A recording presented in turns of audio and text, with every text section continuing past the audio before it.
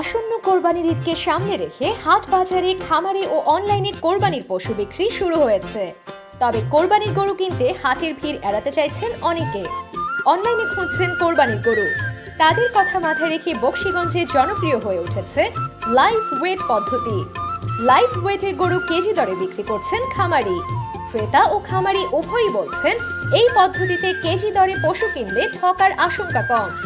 বকশীগঞ্জ উপজেলার মালিকচর নয়াপাড়া এলাকায় গড়ে তোলা হয়েছে রামিম এগ্রো ফার্ম।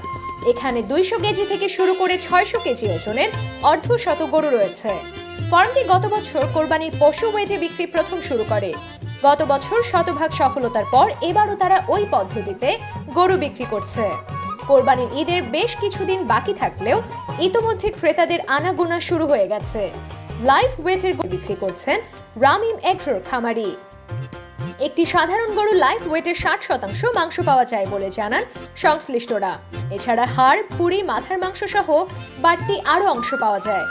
হাটে গরু কিনতে গেলে দালাল সহ নানা রকমের মধ্যস্থ ভোগীদের ঝামেলায় পড়তে হয়।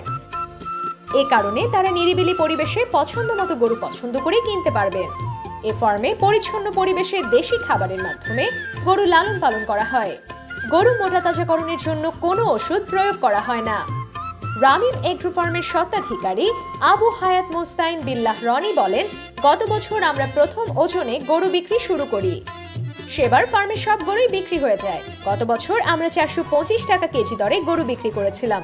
তবে এবার উৎপাদন খরচ বৃদ্ধি পাওয়ায় 480 টাকা কেজি দরে বিক্রি করছি। ইতোমধ্যে কয়েকটি গরু বিক্রি হয়ে গেছে।